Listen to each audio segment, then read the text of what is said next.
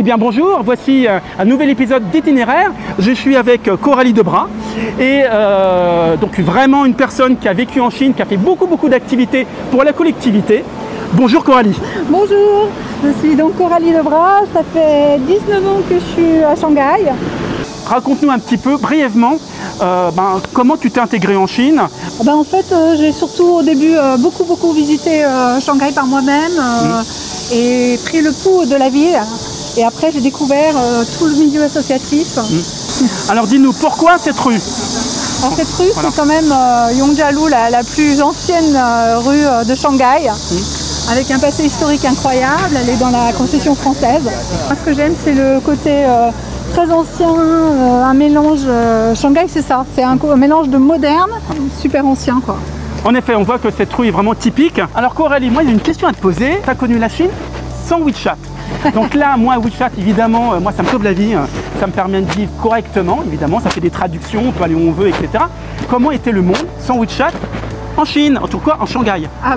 C'était tout simple, en fin de compte. On avait une carte et tous les week-ends, on faisait un quartier de la ville, on visitait à pied.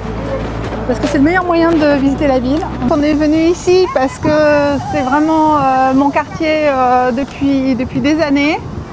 C'est Lujiazui, avec les tours, Dongfengmindu, le quartier hyper moderne de Shanghai.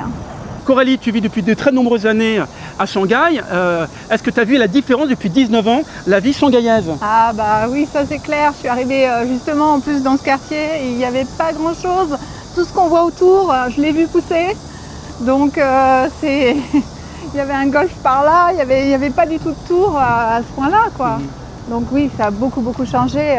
Ali, si tu avais des recommandations pour les francophones à Shanghai, pour leurs activités Si les gens qui arrivent et qui ont du temps, c'est important de faire partie, je pense, d'une association parce que ça permet de découvrir une association caritative comme à Pleine Main. Ça permet de découvrir la vie locale tout en restant dans un milieu francophone, mais ça apporte aussi beaucoup d'aide pour la communauté locale, quoi, en fait.